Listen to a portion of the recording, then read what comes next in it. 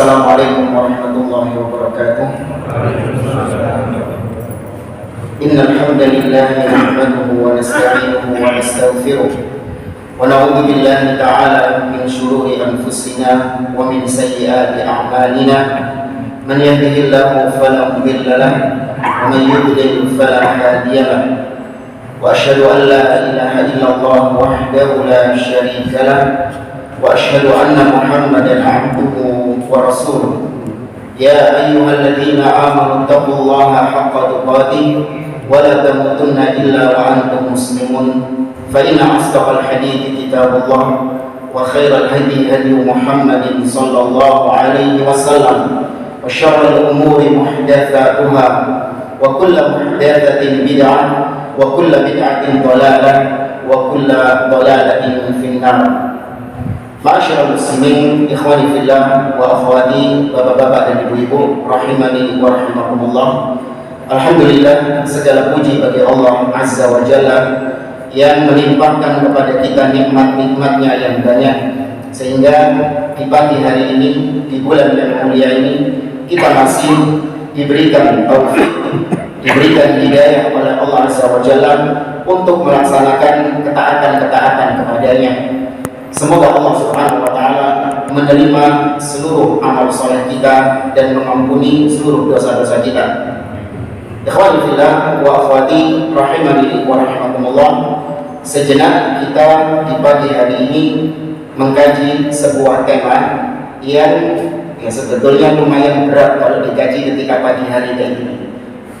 Ya, apalagi mungkin suasananya subuh, ada yang setengah-setengah sadar, agak ngantuk-ngantuk sedikit, cuman pembahasannya berat. Ya, yang berkaitan dengan takdir. Itu pun juga waktunya 30 menit. Masya Allah. Kita itu pernah kajian membahas tentang takdir, mungkin 3 edisi itu sudah kita ringkas. 3 edisi masing-masing 1,5 jam. Itu insya Allah tuntas membahas tentang takdir, meskipun cuma kulit-kulitnya saja.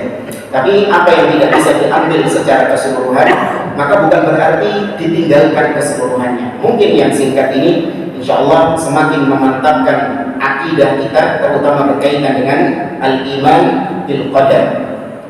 Jamaah rahimani wa rahimakumullah, iman kepada takdir sebagaimana kita ketahui adalah salah satu dari 6 rukun iman yang sudah sama-sama kita pelajari bersama. Nabi SAW dalam hadis yang diriwayatkan oleh Imam Muslim dan yang lainnya, Nabi pernah didatangi oleh Jibril alaihissalam dalam wujud manusia yang tampan, yang putih, bersih. Kemudian Nabi ditanya oleh Jibril tentang iman. Jibril mengatakan, ya Muhammad, akhbirni 'anil iman. Wahai Muhammad, beritakan kepadaku tentang apa itu iman. Maka kemudian Nabi SAW menjawab, al-iman an tu'mina billahi wa malaikatihi wa kutubihi wa rusulihi wal yawmil akhir wa tu'mina bil qadari khairihi wa syarrihi. Iman itu adalah engkau meyakini tentang Allah, malaikatnya, kitabnya, rasulnya, hari akhir, dan kau beriman tentang takdir, entah itu takdir yang baik ataupun takdir yang buruk. Sehingga karena ini merupakan salah satu dari rukun iman, maka apabila ada yang menyimpang, yang tersesat, gagal paham tentang masalah ini, itu sangat mengkhawatirkan.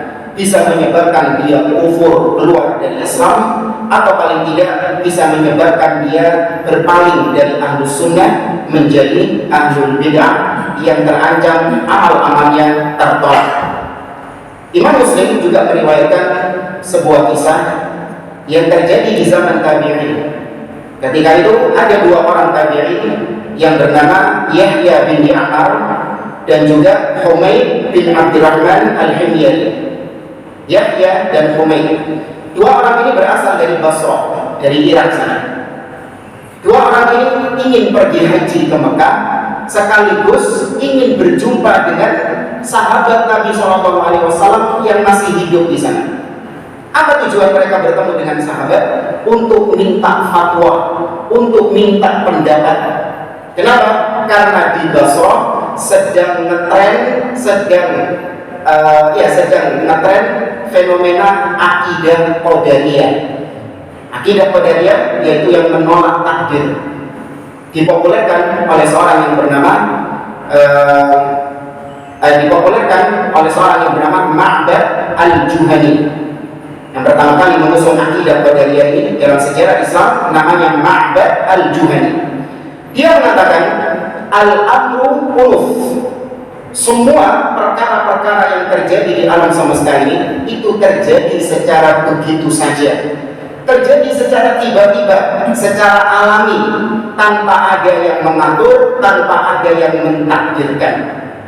Maka ketika terjadi kesesatan seperti ini, mereka para tabi'in bertanya kepada sahabat Nabi SAW. Maka berangkat dua orang ini. Sesampainya di Mekah, mereka bertemu dengan salah seorang sahabat Nabi yang masih hidup di zaman itu. Ada yang tahu siapa sahabat ini? Oh, ada dia. Ada dia. Apa? Air nanti minum. Siapa? Bukan, dan Anas bin Malik. Naam, barakallahu fiik. Abdullah bin Umar radhiyallahu anhu. Mereka bertemu dengan Abdullah bin Umar. Ketika itu mereka bertanya kepada Abdullah bin Umar bagaimana pendapat Abdullah bin Umar tentang fenomena yang saat ini. Maka Abdullah bin Umar mengatakan kepada mereka, "Fa idza laqitahum fa akhbirhum anni bari'un minhum wa hum bura'u minni." Nanti kalau kalian bertemu dengan mereka di Basrah, maka beritakan kepada mereka, katakan kepada mereka yang menolak takdir ini, saya Abdullah bin Umar berlepas diri dari mereka sebagaimana mereka juga berlepas diri dari aku. Ini sikap seorang muslim, seorang ahlu sunnah. Ketika ada penyimpangan dalam masalah-masalah yang tidak boleh ada toleransi di situ, tidak menerima perbedaan, tidak menerima toleransi. Nah, seperti sebagian orang yang katanya bijak, yang katanya bijaksana, hargai perbedaan pendapat. Jangan suka menyesat-nyesatkan orang. Jangan merasa pendapat Anda paling benar sendiri. Kan mereka juga punya dalil. Jangan disesat-sesatkan selama ada argumentasinya, selama ada dalilnya. Oh tidak. Kalau itu dalam perkara-perkara usul, dalam perkara-perkara pokok yang memang tidak ada perselisihan di sana, maka kebenaran itu hanya satu. Yang menyelisihinya sudah dipastikan dia tersesat. Berbeda ketika terjadi perbedaan dalam masalah-masalah yang memang cabang, perkara-perkara ijtihadi yang terbuka pintu ijtihad, ya toleransi di sini.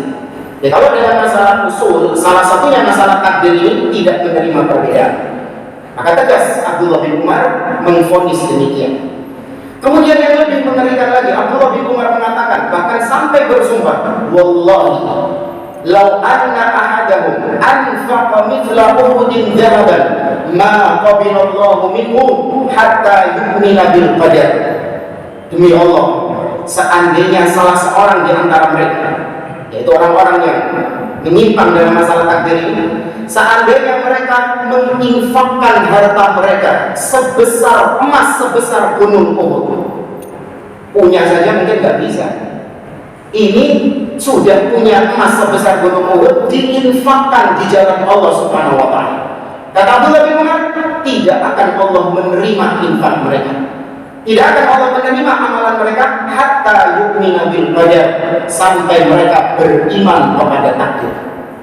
Maka ini semakin menguatkan kita tentang pentingnya kita belajar perkara-perkara yang itu menjadi usul, pokok-pokok agama. Karena penyimpangan dalam masalah ini itu penyimpangan yang serius.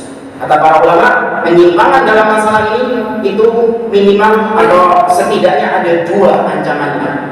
Kalau menyimpang dalam masalah ini, kalau nggak dia menjadi kafir, maka minimal menjadi mubtadi' ahli bid'ah yang menyimpang dari jalan sunnah. Ikhwani fillah wa akhwati rahimani wa rahimakumullah. Iman kepada takdir, kata para ulama, ada 4 tingkatannya.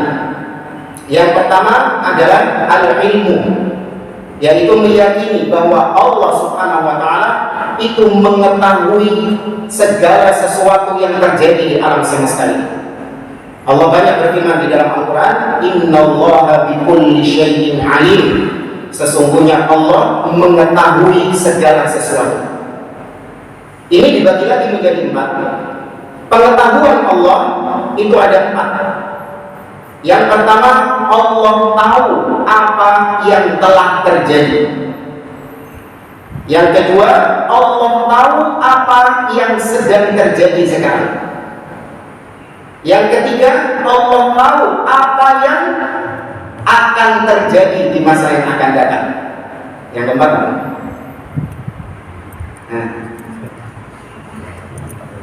karena waktunya sedikit ya. Allah tahu apa yang tidak terjadi. Tapi seandainya terjadi, bagaimana kejadiannya? Bingung ya? Saya ulang ya. Allah tahu apa yang tidak terjadi, gak kejadian. Tapi kalau seandainya terjadi, bagaimana kejadiannya? Allah Subhanahu wa Ta'ala mengetahuinya. Sebagaimana Allah ceritakan dalam surah Al-An'am tentang orang-orang kafir. Walau tara idh wuqifu 'alan nar laqalu ya laitana nuraddu wa la nukadziba bi ayati rabbina wa nakuna minal mu'minin. Bal badalahum ma kanu yukhfuna min qabl walau ruddu la'adu lima nuhu anhu. Kata Allah Subhanahu wa Ta'ala, dan ketika orang-orang kafir itu nanti dihadapkan di neraka jahanam, maka mereka mengatakan, duhai, seandainya kita dikembalikan lagi ke dunia, maka pasti kami akan menjadi orang-orang yang beriman. Mereka berjanji, kalau kita dikembalikan ke dunia, seandainya kita dikembalikan ke dunia, kita akan menjadi orang-orang yang beriman. Kata Allah, sekarang kalian mengatakan demikian karena sudah nampak neraka di hadapan kalian. Sungguh, seandainya benar-benar kalian dikembalikan ke dunia, kalian akan kembali melakukan kekufuran. Kejadian nggak mereka dibalik lagi? Nggak kejadian, tapi Allah tahu seandainya mereka dikembalikan, mereka pasti akan kembali melakukan kekufuran. Ini ilmunya Allah Subhanahu wa Ta'ala. Maka apapun yang terjadi di alam semesta ini, apapun peristiwa-peristiwa yang ada di alam semesta, itu sudah diketahui oleh Allah Subhanahu wa Ta'ala sebelum terjadinya peristiwa ini. Nah, ini bertentangan dengan akidahnya orang-orang Syiah Rafidhah. Qatalahumullah. Mereka punya akidah namanya Aqidatul Bada. Apa itu akidah Bada? Yaitu meyakini Allah baru tahu ketika peristiwa itu terjadi. Sebelum peristiwa itu terjadi, Allah belum tahu. Alhamdulillah. Ini kekufuran kepada Allah Subhanahu wa Ta'ala. Ahlussunnah tidak meyakini Allah sudah tahu sebelum peristiwa itu terjadi. Kemudian tingkatan yang kedua, yang pertama tadi apa? Ilmu, Allah mengetahui. Kemudian yang kedua adalah al-kitabah, yaitu catatan, penulisan takdir. Semua yang diketahui oleh Allah Subhanahu wa Ta'ala dari peristiwa-peristiwa yang ada di alam semesta, itu semua tercatat, dicatat oleh Allah Subhanahu wa Ta'ala di dalam Lauhul Mahfuz. Allah mencatat, menulis semua takdir-takdirnya. Berapa tahun sebelum diciptakan langit dan bumi? 50.000 tahun sebelum Allah ciptakan langit dan bumi. Nabi SAW mengatakan, Inna Allah kataba maqadiral khalaiq qabla an yakhluqa as-samawati wal ard bi 50,000 sanah. Sesungguhnya Allah telah menulis semua takdir makhluk-makhluknya, semua peristiwa yang terjadi pada makhluk-makhluknya 50.000 tahun sebelum Allah ciptakan langit dan bumi. Kita duduk di tempat ini, itu sudah tertulis di Lauhul Mahfuz 50.000 tahun, bukan sebelum kita lahir, sebelum terciptanya langit dan bumi. Ya. Dan tidak ada yang meleset dari catatan Allah Subhanahu wa Ta'ala. Semua yang terjadi itu sesuai pas dengan apa yang ditulis Allah Subhanahu wa Ta'ala di dalam Lauhul Mahfuz. Kita berhenti di poin yang kedua ini. Muncul pertanyaan, apa yang sudah Allah tulis di Lauhul Mahfuz bisa berubah nggak? Bisa berubah. Apa dalilnya? Ini masalah boleh, jangan nebak-nebak. Ya, kalau nggak tahu, Allah maaf. Tidak ada tebak-tebakan dalam masalah ghaib. Kalau Anda mengatakan bisa berubah, nah, tunjukkan dalilnya. Karena namanya perkara ghaib itu harus informasi dari siapa? Allah Subhanahu wa ta'ala. Karena Allah itu alimul ghaib, yang mengetahui perkara ghaib. Tidak ada sumber lain kecuali dari Allah Subhanahu wa ta'ala, dan juga dari Nabi yang mendapatkan wahyu dari Allah. Maka kata para ulama, takdir Allah Subhanahu wa ta'ala itu tidak bisa berubah. Penulisannya tidak bisa berubah. Berdasarkan hadis dari sahabat Abdullah bin Abbas radhiyallahu anhu, Nabi SAW pernah mengatakan kepada Abdullah bin Abbas, wa'lam annal ummata law ijtama'at ala an yanfa'uka bi syai'in lam yanfa'uka bi syai'in illa ma kataballahu laka. Kata Nabi, ketahuilah wahai Abdullah bin Abbas, seandainya semua manusia bersatu padu untuk memberikan manfaat kepadamu, mereka tidak akan bisa memberikan manfaat kepadamu kecuali dengan apa yang sudah Allah tulis atasmu. Walau ijtama'u ala an yadurruka bi syai'in lam yadurruka bi syai'in illa ma qad kataballahu 'alaika.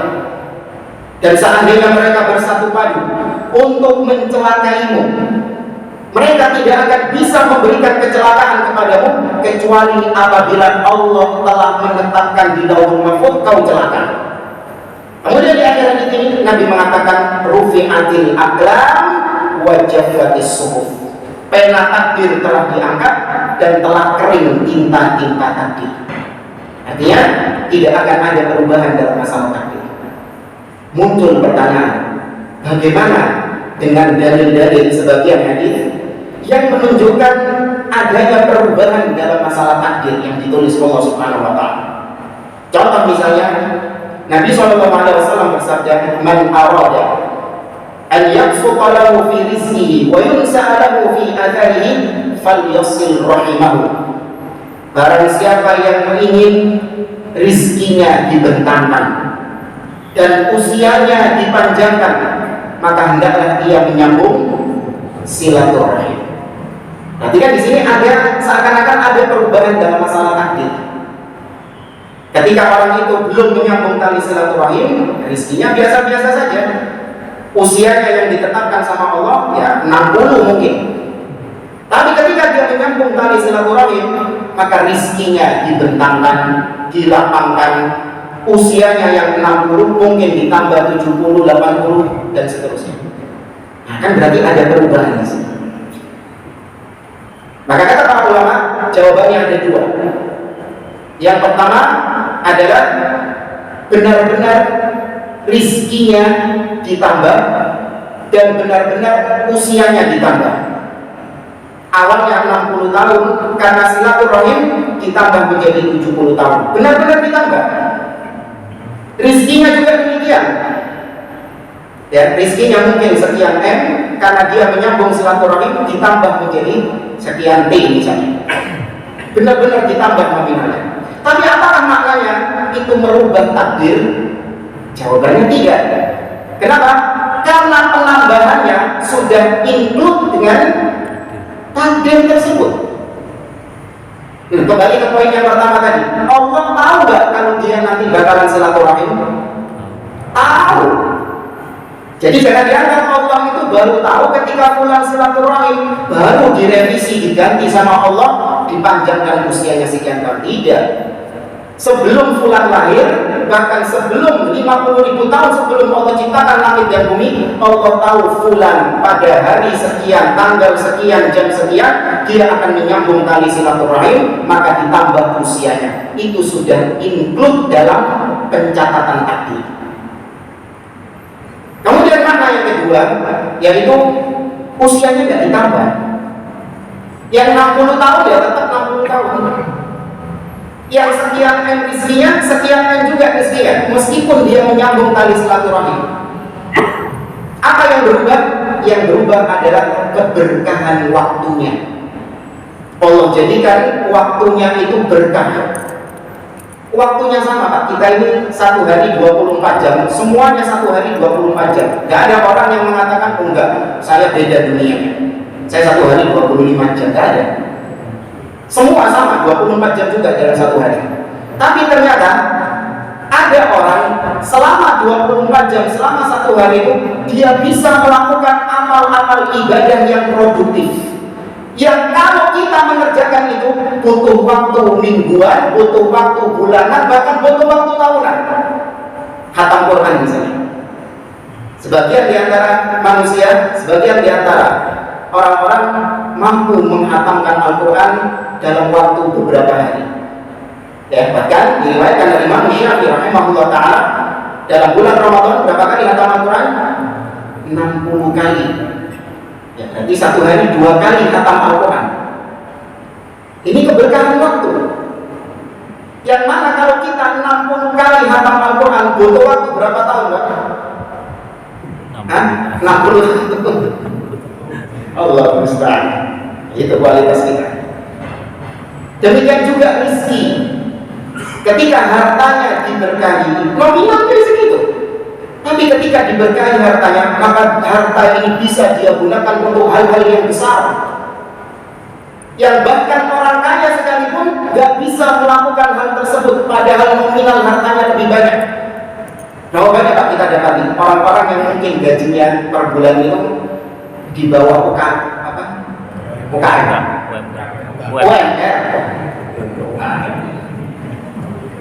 di bawah UMR, gajinya kecil. Tapi ternyata karena diberkahi hartanya, dia bisa melaksanakan umroh, dia bisa melaksanakan haji, bahkan Idul Adha dia bisa beli kambing berkurban.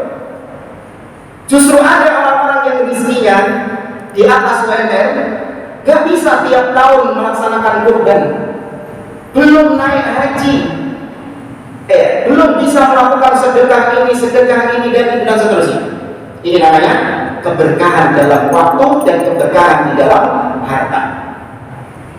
Oke, lanjut lagi ke poin yang nomor 3. Setelah ilmu, catatan, yang ketiga adalah iradah, kehendak. Dalam masalah takdir, semua yang terjadi di alam semesta ini itu semua karena kehendak Allah, karena keinginan Allah. Tidak ada sesuatu pun yang terjadi di alam semesta yang terjadi tanpa kehendak dan keinginan Allah, itu tidak ada. Kalau kita, itu terjadi tanpa kehendak kita. Sebagian orang ketika berkendara, dia itu nggak pengen kecelakaan, dia nggak berkehendak untuk kecelakaan. Tapi ternyata kecelakaan itu sesuatu yang di luar apanya? Kehendaknya dia. Tapi kalau Allah Subhanahu wa Ta'ala, itu tidak ada sesuatu yang terjadi pada makhluknya di luar kehendak Allah Subhanahu wa Ta'ala. Misalnya, Allah menghendaki fulan ini sakit, tapi ternyata setelah Allah tetapkan fulan ini sakit, ternyata fulan sehat. Jadi tidak ada istilahnya Allah bingung, perasaan tak takdir noloro ini kok waras, ini tak mungkin. Fulan ditakdirkan tersesat, tapi ternyata dia dapat hidayah di luar kehendak Allah. Nah, itu tak mungkin. Pasti itu terjadi karena kehendak Allah Subhanahu wa Ta'ala. Semuanya tanpa terkecuali, entah itu perkara yang baik ataupun perkara yang buruk, itu terjadi dengan keinginan Allah Subhanahu wa Ta'ala. Ustaz, ada perzinahan, fulan berzina. Apakah fulan berzina itu dengan takdir kehendak Allah? Nah, Ustaz, ada fulan dia ini murtad keluar dari Islam. Apakah itu dengan kehendak Allah? Nah, Ustaz, ada fulan bunuh diri dia. Kalau kata orang bunuh diri itu apa? Dia mati dengan cara yang tidak dikehendaki Allah, atau dia mendahului takdir. Kan itu ya? Yang bunuh diri itu juga dengan takdir Allah kan? Dengan takdir Allah. Nah, saya berhenti di poin yang ketiga ini. Kehendak Allah itu terbagi menjadi dua. Ada yang disebut dengan iradah kauniyah. Kauniyah diambil dari kata-kata kun, fayakun. Dan yang kedua iradah apa? apa? Syariah. Nah, iradah syariah. Iradah kauniyah maknanya adalah semua kehendak Allah Subhanahu wa taala yang pasti terjadi, harus terjadi, namun belum tentu dicintai Allah secara zatnya. Yang dicintai oleh Allah adalah dampaknya. Nanti saya sebutkan contohnya. Atau sekarang saja dipanggil lagi. Contoh misalnya Iblis menyesatkan manusia dari jalan Allah Subhanahu wa taala. Maka Iblis ketika mengatakan kepada Allah, "Fabima aghwaytani la aq'udanna lahum siratal mustaqim, thumma la'atiyannahum min bayni aydihim wa min khalfihim wa an aymanihim wa an shama'ilihim wa la tajidu aktsarahum syakirin." Ya Allah, karena Engkau telah menyesatkan aku, maka sungguh aku akan sesatkan hamba-Mu dari jalan-Mu yang lurus.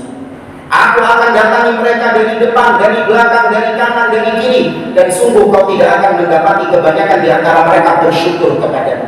Diizinkan gak sama Allah? Diizinkan. Mungkin kita bertanya, loh, apakah iblis supported by Allah? Apakah iblis berarti didukung perbuatannya sama Allah? Apakah Allah cinta dengan perbuatan iblis? Kalau Allah gak suka dengan perbuatan iblis, harusnya gak usah diizinkan sudah. Jadi itu logikanya Pak. Kalau Allah memang gak suka sama iblis, benci sama perbuatannya iblis, gak usah diizinkan iblis. Bahkan iblis minta supaya usianya dipanjangkan sampai akhir zaman. Kan gitu? Iblis mengatakan, "Rabbi fa'anzirni ila yaumi yub'atsun." Qala fa innaka minal munzirin. Ya Allah, tunda kematianku sampai hari dibangkitkan. Fa innaka minal munzirin, kata Allah. Iya, engkau termasuk orang-orang yang ditangguhkan kematiannya sampai akhir zaman. Maka kata para ulama, bukan iblisnya yang disukai sama Allah. Iblisnya dibenci, perbuatan iblisnya dibenci, dimurkai sama Allah Subhanahu wa taala. Tapi yang dicintai Allah Subhanahu wa taala, yang dikehendaki Allah adalah, yang diinginkan Allah adalah hasil dampak dari perbuatan iblis tersebut. Dengan adanya iblis, maka ada namanya orang kafir, ada namanya ahli maksiat, ada perbuatan-perbuatan maksiat, yang mana ketika orang berbuat kemaksiatan muncul yang namanya taubat, dan Allah cinta kepada orang-orang yang bertaubat. Innallaha yuhibbu at-tawwabin wa yuhibbul mutatahhirin. Allah cinta kepada orang-orang yang taubat. Enggak ada iblis, enggak ada maksiat. Enggak ada maksiat berarti enggak ada taubat. Karena adanya iblis ada orang kafir. Dengan adanya orang kafir muncul ibadah namanya jihad. Dengan syarat-syaratnya tentunya, enggak sembarangan. Dan Allah cinta kepada orang-orang yang jihad. Innallaha yuhibbul ladzina yuqatiluna fi sabilihi shaffa ka'annahum bunyanun marsus. Allah cinta kepada orang-orang yang berjihad tersebut. Dengan adanya iblis, ada orang-orang yang menyimpang, yang tersesat. Dengan adanya orang-orang yang menyimpang tersebut, terbuka pintu nahi mungkar, amar ma'ruf dan nahi mungkar. Dan dengan itu kita menjadi khairul ummah. Kuntum khaira ummatin ukhrijat linnas. Apa lanjutannya? Ta'muruna bil ma'ruf wa tanhauna 'anil munkar. Dan dengan segala hikmahnya. Ya. Nah, kita enggak boleh berpegang dengan yang kauniyah ini. Enggak boleh kita jadikan sebagai landasan hidup kita, enggak boleh. Jangan mengatakan, Ustaz, kan orang-orang kafir, orang-orang menyimpang, ahli maksiat, itu kan mereka kata takdir Allah. Iya. Dan terus gimana? Ya biarkan, gak usah didakwai. Gimana sih? Ya biarkan, bahkan kita dukung mereka. Mari kita semakin memperbanyak orang-orang maksiat, supaya semakin banyak yang bertobat, semakin banyak yang dicintai sama Allah Subhanahu wa taala. Tidak. Takdir iradah kauniyah cukup kita imani saja. Adapun landasan kita ini yang namanya syariah. Syariah adalah keinginan-keinginan Allah yang belum tentu terjadi, tapi dicintai Allah dari sisi zatnya. Allah menginginkan hamba-hambanya ini sholat. Terjadi nggak semua manusia sholat? Tidak. Allah menginginkan bulan Ramadan ini, Allah menginginkan hamba-hambanya berpuasa. Terjadi nggak semua hamba berpuasa? Tidak. Tapi ketika mereka sholat, berpuasa, Allah cinta dari sisi zatnya, bukan dari sisi akibatnya. Kalau bingung, pasien, ada seorang pasien diabetes yang kena gula. Dia itu sama dokter divonis harus amputasi. Ya, saya tanya kepada Anda, amputasi itu sesuatu yang baik atau buruk? Enak atau gak enak? Gak enak. Karena seorang kehilangan anggota tubuhnya gak enak. Dokter yang melakukan operasi amputasi itu orang baik atau orang jahat? Jahat. Kok jahat? Kalau jahat gak dibayar, ya gitu kan? Dokter yang melakukan operasi amputasi ini dibayar dia, diapresiasi perbuatannya dia. Padahal amputasinya ini adalah sesuatu yang tidak disukai sama pasiennya. Dampak daripada amputasi baik atau buruk? Buruk. Baik dampaknya, yaitu seorang terselamatkan nyawanya, penyakitnya hilang dan seterusnya. Maka itu permisalannya. Allah ketika mentakdirkan keburukan, Allah ketika mentakdirkan sesuatu yang buruk, baik itu perzinahan, kekufuran, kesyirikan, kebid'ahan, dari sisi perbuatannya itu buruk. Tapi dari sisi Allah yang mentakdirkannya, baik atau buruk? Baik, karena Allah tidak pernah mentakdirkan yang buruk. Bingung kan? Ini sebenarnya selesai. Cuman anak takut kalau saya tutup sekarang, aku pulang bawa syubhat nanti. Pulang tersesat 40 malam, 40 hari nggak bisa tidur ya.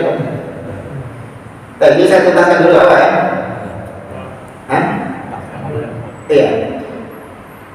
Kita punya tiga aspek. Yang pertama adalah Allah sebagai sang pelaku, ya, sebagai sang pelaku. Kemudian yang ditakdirkan Allah, Yang ketiga adalah dampak dari yang ditakdirkan Allah. Allah sebagai pelaku, perbuatannya Allah yang mentakdirkan apapun di alam semesta ini itu pasti baik. Gak ada takdir Allah yang buruk dari sisi perbuatannya Allah, ya. Dari sisi Allah yang mentakdirkannya. Karena Nabi bersabda, "Wasyarru laisa ilaika." Keburukan itu tidak disandarkan kepada Allah Subhanahu wa taala. Tapi keburukan itu disandarkan kepada makhluk, kepada manusia, kepada ciptaan Allah Subhanahu wa taala. Yang merasakan itu buruknya di situ. Amputasi, yang merasakan amputasi ini enak apa enggak? Enggak enak. Tapi dokter yang melakukan praktek amputasi baik atau jahat? Baik. Demikian juga dampaknya. Dampaknya itu baik. Semua yang ditakdirkan Allah Subhanahu wa taala itu pasti ada hikmah, pasti ada kebaikan, baik kita ketahui ataupun tidak kita ketahui. Kita diberi sakit, kita diuji dengan ujian, kita diuji dengan kemiskinan, kekurangan harta dan seterusnya. Itu sesuatu yang enak atau nggak enak? Nggak enak, Pak. Dikasih musibah itu nggak enak. Tapi Allah yang memberi musibah, baik atau jahat? Baik. Dampak dari musibah itu baik atau buruk? Baik. Jelas ini ya? Kemudian yang terakhir adalah al-khalqu. Yang keempat adalah al-khalqu, yaitu ciptaan. Semua yang ada di alam semesta ini adalah ciptaan Allah. Perbuatan-perbuatan makhluk itu semua ciptaan Allah Subhanahu wa taala. Allah yang menciptakannya. Kekufuran, kesyirikan, amal soleh, sholat, zakat, puasa, perbuatan-perbuatan ini itu Allah yang mengadakannya. Sebelumnya tidak ada, kemudian diadakan sama Allah Subhanahu wa taala. Kira-kira ini bisa kita sampaikan. Semoga Allah Subhanahu wa taala Ada pertanyaan? Hah? Masa ada pertanyaan? Ya, silakan. Ustaz, ini kayaknya Pak dibawa ke arah takdir tadi, Pak. Gimana, Pak? Masalah riba. Riba. Saya awal ke wilayah takdir tadi. Iya, gimana? Terus secara pribadi sampai hari ini saya sering berhubungan dengan bank konsep. Saya pribadi ingin keluar dari itu. Saya ini tetap berusaha, tapi belum bisa. Apa juga bagian Kurang jelas, Pak. Mungkin tidak ada movement ya. Maju.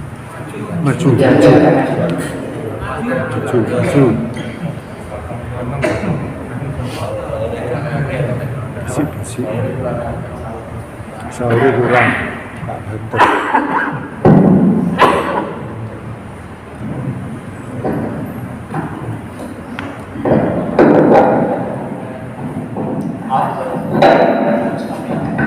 Ya, biasa. Saya ingin tanya penjelasan masalah riba. Ini bagi saya sendiri. Saya sudah berusaha untuk tidak dapat. Selama ini saya dulu dengan saya jauh tadi saya ingin segera keluar dari riba konsep. Nah, apakah ini bisa digambarkan di takdir atau bukan? Karena saya masih ingin keluar dari riba. Nah, ini awal saya harus takdirkan riba terus atau bagaimana? Nah, Ya. Dan sebelum menjawab pertanyaan, ini pelajaran buat yang lain, mungkin juga buat Bapak yang bertanya. Ketika kita ingin menanyakan sesuatu, kalau itu bersifat kemaksiatan, sesuatu yang sedang kita lakukan, aib kita, kemaksiatan yang kita lakukan, itu adabnya adalah kita menggunakan kata ganti orang yang ketiga. Ya, karena dosa yang kita lakukan itu harus ditutup, tidak boleh ditampakkan kepada yang lain. Ya, mungkin bisa mengatakan, Ustaz, ada fulan seseorang, dia itu pernah berzina, kemudian dia hamil di luar nikah, kemudian ini bagaimana hukumnya? Karena dia mengatakan, Ustaz, saya dulu pernah berzina dulu. Karena agama kita ini tidak mengenal namanya apa, kayak yang di Katolik itu pengakuan dosa. Datang ke Bapak, Father, forgive me, I have sinned. Bapak, saya pelaku dendam. Ini itu aja.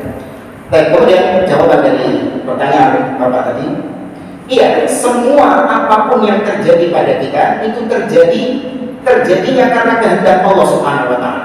Nah, memang belum kita jelaskan, manusia itu diberi kehendak. Kita ini diberi kehendak, bukan kita ini disetir sama Allah Subhanahu wa Ta'ala tunduk dengan apapun yang Allah tetapkan. Dalam artian kita tidak diberikan daya dan upaya, tidak. Makanya ada dua kelompok yang menyimpang dalam masalah takdir ini. Yang pertama apa tadi? Qadariyah, dan yang kedua Jabriyah. Qadariyah mengatakan bahwa takdir itu murni manusia, makhluk yang menciptakan. Allah tidak menciptakannya, Allah tidak mentakdirkannya. Adapun Jabriyah kebalikannya, takdir itu paksaan dari Allah Subhanahu wa Ta'ala. Manusia itu seperti robot yang diremot, seperti kapas yang diterbangkan angin, tidak punya daya dan upaya. Maka Ahlussunnah meyakini bahwa manusia punya kehendak, Allah juga punya kehendak, namun kehendak manusia itu di bawah kehendak Allah Subhanahu wa Ta'ala. Allah mengatakan, wa ma tasyauna illa ayyasha Allah Rabbul Alamin.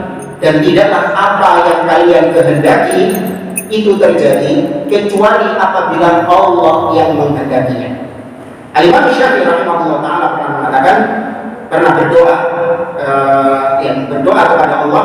Beliau mengatakan, Allahumma ma syi'ta kana walau lam asya walau syi'tu illam tasya' lam yakun. Nanti kan yang kalau nggak serius, nggak fokus, agak ribet.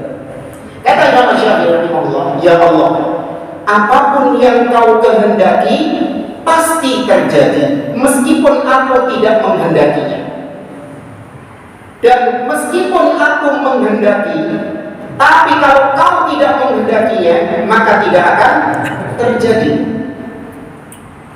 Maka kita diberikan oleh Allah Subhanahu wa Ta'ala kehendak untuk menentukan, tapi nanti kejadian atau tidak, kejadian atau enggak, nah ini kembali kepada siapa? Allah Subhanahu wa Ta'ala.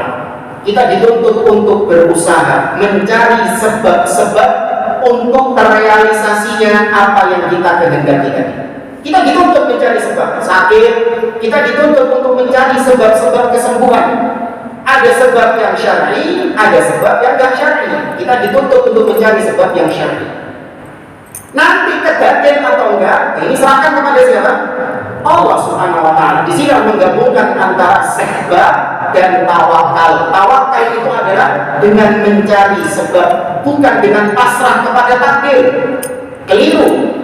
Orang seharian nggak mau kerja, bergantung dengan takdir. Nggak mau mencari sebab mendapatkan rezeki. Ketika kita ini, kau kenapa nggak kerja kau? Duduk-dudukan kau. Saya berimam sama takdir. Kalau Allah sudah ngasih rezeki kepada saya, meskipun saya nggak kerja, saya dapat rezeki. Ucapannya ada benarnya nggak? Ada benarnya, tapi dia tidak menjalankan syariat. Allah memerintahkan kita secara syariat. Allah memerintahkan kita untuk fasihu fil ardh, fantashiru fil ardh, wabtaghu min fadlillah. Bertebarlah kalian di muka bumi ini dan cari karunia Allah Subhanahu wa Ta'ala. Ada orang melihat teman-temannya punya anak lucu, dia punya keturunan, dia ingin dua anak. Tapi karena dia lebih, dan dia mengatakan kalau saya sudah ditakdirkan punya anak, masih oke rapi dua anak itu, harus mencari sebab untuk mendapatkan harta. Nanti kejadian atau enggak, nah ini kembali kepada Allah Subhanahu wa Ta'ala. Maka tadi kita ketika melakukan kemaksiatan, ya afanillah wa iyyakum naudzubillah, ketika kita melakukan kemaksiatan itu karena keinginan kita. Tatkala terjadi, nah itu berarti dikehendaki sama Allah Subhanahu wa Ta'ala. Tapi terkadang ada orang yang ingin melakukan kemaksiatan, ternyata susah, gagal terus. Ini dia tanda Allah masih sayang sama dia. Kita dapat ya ada sebagian orang itu, dia itu saya lihat dari kecil itu, dari masa muda itu, dia tuh pengen jadi pemusik yang handal. Dari dulu tuh cita-citanya itu pengen jadi seorang pemusik yang handal. Belajar gitar, angin, belajar ngedrum, belajar ini, sampai sekarang gak jadi musik. Dibikin susah gitu. Itu nikmat gak? Harusnya nikmat itu. Tapi orang yang melihat, aduh kok kayaknya takdir gak mendukung saya. Itu nikmat dari Allah. Justru sebenarnya ada orang yang baru ingin melakukan kemaksiatan langsung kejadian, dimudahkan. Itu namanya istidraj. Hati-hati. Istidraj ini nikmat. Istidraj itu adalah azab tapi bungkusnya nikmat. Dan istidraj itu azab tapi dibungkus dengan nikmat. Maka itu Pak tadi harus mencari sebab-sebab. Kemudian tawakal kepada Allah, minta kepada Allah Subhanahu wa Ta'ala. Nah, jelas sudah ya? Ada wawahan besar kira-kira yang bisa kita sampaikan. Aku lupa lihada. Wassallallahu ala nabiyyina Muhammad wa ala alihi wa sahbihi ajma'in. Wa akhiru da'wana alhamdulillahi rabbil alamin. Wassalamualaikum warahmatullahi wabarakatuh.